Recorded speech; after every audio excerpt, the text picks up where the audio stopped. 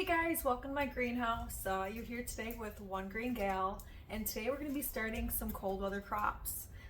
These cold weather crops, also known as brassicas, which consist of your broccoli, your cauliflower, cabbage, and kale and greens and whatnot.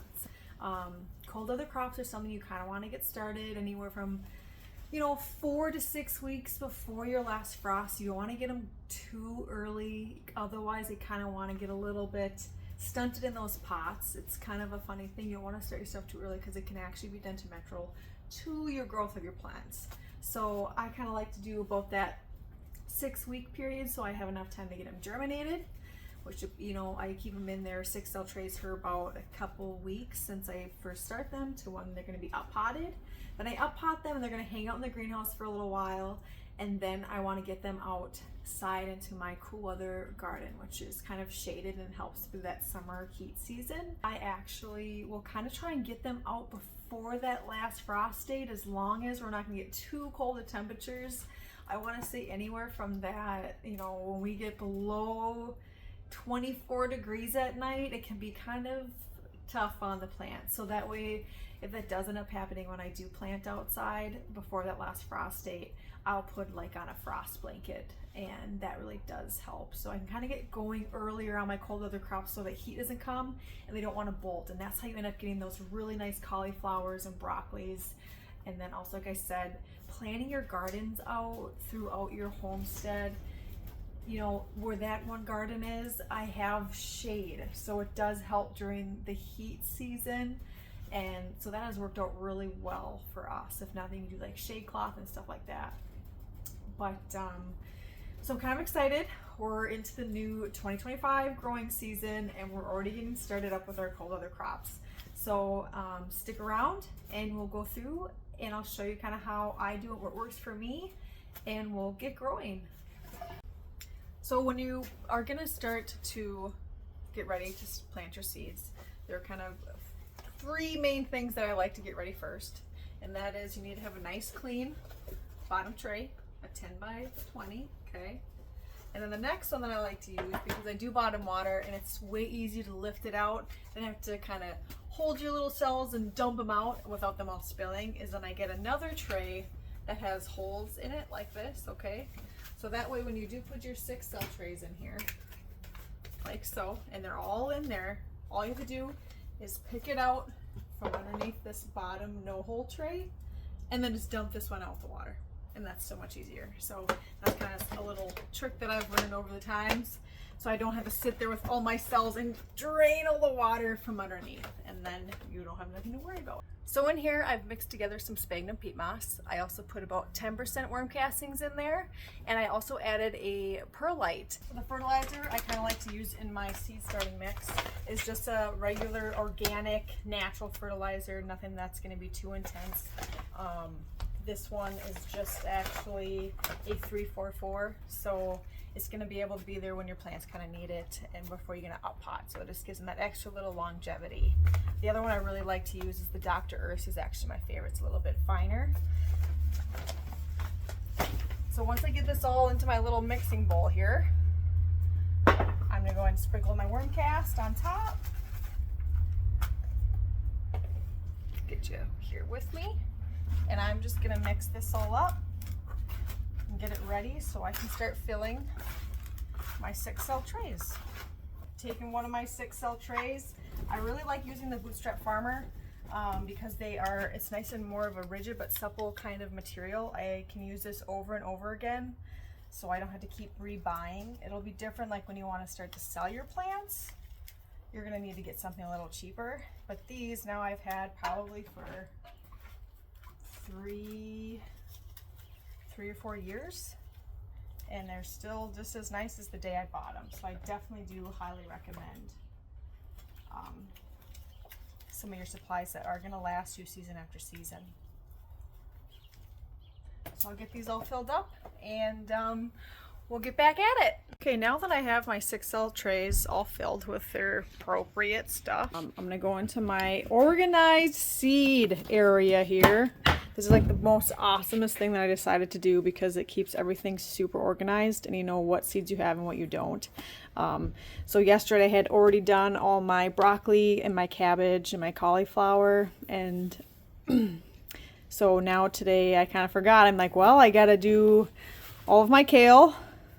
I'm gonna have to start my kohlrabi, and then I'm also gonna go in today and I'm gonna do my greens and my Asian greens.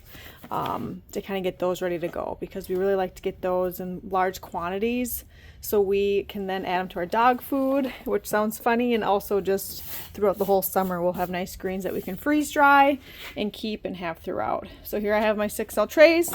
I'm going to fill and see what I need to do as far as getting my markers ready to go. When you're using markers, make sure that they are for the outdoors, for the sun, so outdoor use. Otherwise what ends up happening is you get your name tags all done and then the sun wears it all away. So let's say a variety did really well and you don't get to know what it was because the sun took it away. So these markers for me have actually been working pretty well, and they're on Amazon. Anywhere really, just look for an outdoor marker that's going to hold up to the sun. So we'll get going and making our name tags here, and I'll just kind of bring you through a little bit of how I'm going to get these seeds ready to go and what I do. Also, another important part that I forgot and I left out is that when I am kind of getting everything ready to go, I do take water and I water from the bottom so my soil can start getting nice and moist before I'm going to plant, so I'm not kind of wasting that time in between. I'm getting two things done at once. So that seems to work pretty well for me as well. So don't forget to bottom water.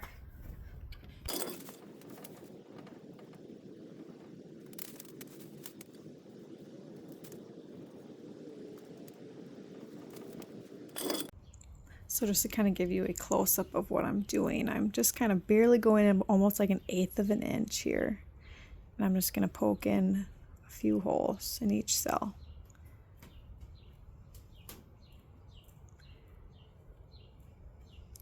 Does not have to be very deep. Do not go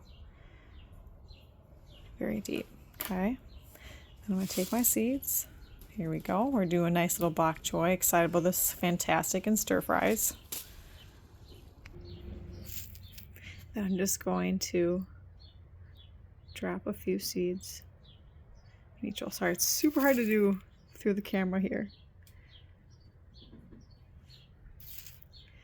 In each hole. Preferably one in each hole. But if you get a couple more, that's okay. We'll just have to kind of do when they germinate, decide who's going to live or die. It's always a tough time. But if you're lucky, you can always kind of pull them apart too and get out plants. So there you can kind of see them in there. Oh, that one's got a lot of seeds, but that's okay. Nice.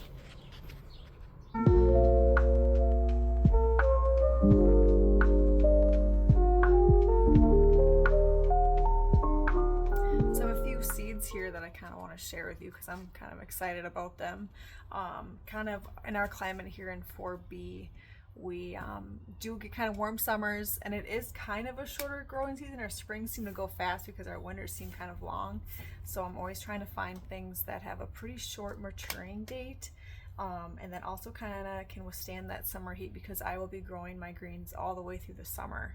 So this first one that I kind of have picked out is called Japanese mountain spinach. It's a Swiss chard. It's kind of what it looks like. It kind of is supposed to be super heat tolerant. It's even saying heat up to 104 degrees, and it's definitely a great substitute for spinach. So because spinach does just like the bolt early when it kind of starts to get warm, and it's a fast crop, I'm hoping that will kind of keep supplying us through the summer. So I'm very excited about that one. And then also our Kuma Sinatra. This is also really yummy, kind of like a spinach mustard. That's also going to be really well during the heat time as well. Then I just have some more greens, like so, and get some of our collards in there too. This is a new one that I'm kind of growing this year that we haven't really got to do. So I'm maybe hoping that we can can some to be another way to preserve it. Otherwise, we do freeze dry a lot of our herbs, and then I always try to make lots of salads. And like I was saying before, any extras that we have, because it grows in such abundance, that we like to add that to our dog food. That we supply to our doggies and that we love so much. So here I have kind of my name tags are ready to go. I've got my kale in here. I've got many different varieties of kale because we do like to use that a lot. It holds up really well for quinoa, kale salads, and whatnot. So I did do quite a bit more kale than I usually do, but I think we're going to use quite a bit, especially with the freeze dryer and canning and stuff like that. And what's kind of nice, as you can see now, since we bottom water, after this amount of time that takes us to kind of get seeds going, it is now soaking our soil. So that's kind of nice. And here's Mom. She's bringing in some stuff from outside, just as I was kind of saying. All great basil that Brittany started. Yep. So we got them all started on our heat trays and mats on inside, and then we'll bring them into the greenhouse, and we'll get them kind of started over here. And also a good little rule of thumb is when you're deciding your seed depth, you need to kind of think about how big is your seed. So I always like to say the smaller the seed, the less deep you plant. The bigger the seed, you kind of want to plant deeper, just enough so it kind of covers them. If they're too deep, they either kind of rot or they just never get to kind of fully emerge. The other fun thing that we always get to do is the chickens start doing their job. So here we're supposed to have lots of rhubarb, right? And they start aerating it already and getting all ready to go. So there they are, just getting busy. They're little busybodies, taking little dirt baths and doing their thing. Silly chickens. And they seem to follow us around a lot. So wherever we are, they will come.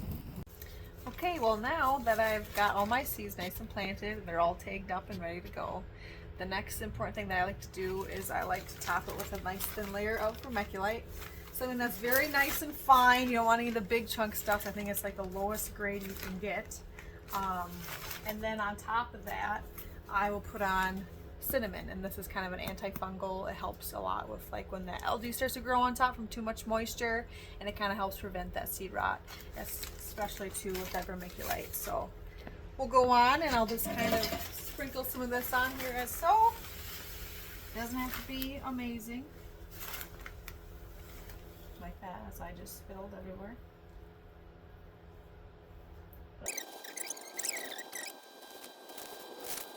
Kind of funny if it spills. We're making a mess. Holy cow. At least you're not trying to hold the camera into it. No. So something kind of along those lines, okay? Doesn't have to be beautiful or anything like that. Just kind of has to do its job. Then I'll go on top here, and I swear by the cinnamon, it does really good for an antifungal, and really helps the algae from forming on the top. And it smells good. And it smells good, yeah. When you bring it in the house, it smells like you're baking with cinnamon sticks, and your seedlings smell so nice. Yeah, cinnamon, it smells fantastic right now. Did you tell them why you started the seeds in the house? Because you have the heat mats in there? I did, it kind of, yep. Cool, so now that we've made it this far, what I'll do the next step is, because remember we bottom watered, and as we were going, the nice top got nice and kind of wet already. I'll make sure that you need to dump out that excess water. You do not want them to sit in that extra water, otherwise it will just create more of that mold and icky stuff. We all kind of know what happens when water sits for too long. So making sure that they're nice, your soil's nice and wet, not drenched and sopping, but enough that that's wet for that seed. And then I'll come in and I'll kind of spray the top with my water bottle and get those seeds kind of pushed down into that soil and get them a nice start of moisture. Then after this step from in the greenhouse, like I was saying, I like to go in with my seeds where I have heat mats, and then I also put a humidity dome on top, and then I will just kind of turn the lights on right away because I'm very busy and I'm not going to be there right when they start to emerge. I think it kind of helps them want to come to that light. So I'll turn on those So I'll turn on those grow lights, and when I go inside, I can kind of show you what we have for a setup and what we use. And then I'll just wait till they start to germinate, and then I'll let them get so big, and then I like to bring them out into the greenhouse, and then I will then up pot them right away, and then they'll just be set on their little journey. Okay, now that I started my seeds in the greenhouse, I'll bring them in here and I'll put them on a heat mat. This speeds up germination and just kind of gets that soil nice and warm for that seed to want to start germinating. And then after that, I will put on humidity domes. So this helps keep that moisture in there. They won't dry out. Once again, it'll help the seed stay moist in the soil so it wants to keep germinating. I'll put that on top of there, like so. And like I said, I'll use and put on the green lights right away. I really have liked these Vipa Spectras. I know they're kind of expensive, but they give you all the real lights and spectrum that you need for growing. And so your seedlings really do kind of come out very nice. So this is kind of our little setup here that we have. Nothing fancy, but it definitely gets the job done. And after this, after they've sprouted and they've kind of outgrew their cell trays a little bit, I'll move them out into the greenhouse to get up potted, and then we'll start growing. Well, it's official. We have now started all of our cold weather crops. I've started our broccolis, our cauliflowers, our kohlrabis, our cabbage, kales, our greens. I even started some head lettuces. So we have a nice early start on those. I'm super excited. I'm so fortunate to be able to have a greenhouse and to be able to grow this way. You do not need to have a greenhouse. From the very beginning, 5 years ago, I was starting all my plants in our living room, and it was like a jungle, but it's what worked and we could do until I kind of could be able to have this greenhouse. This really has been a game changer. And as far as all of my supplies, I just kept kind of adding to my collections every year and getting more and more stuff. And then the one thing that really helped me was getting the trays and pots that are able to be used season after season. And that's one thing you kind of put in the initial expense, and then you just kind of keep getting that product year after year. So that is just kind of what I've been able to do. So start small, start somewhere, and you keep letting it grow. I'm pretty excited for this season now. The greenhouse is looking pretty small, or pretty, not very full. But with time, this little bad boy, he'll get all nice and full. But right now, he's all clean from last year, and we are gonna get ready to fill her up. And I'm excited, and I hope to bring you with me. If you like this, please like and subscribe. I would appreciate it. I'm new to YouTube, so hopefully I'll kind of continue to get better at what I do and say what I need to say. And yeah, thanks guys, I appreciate it.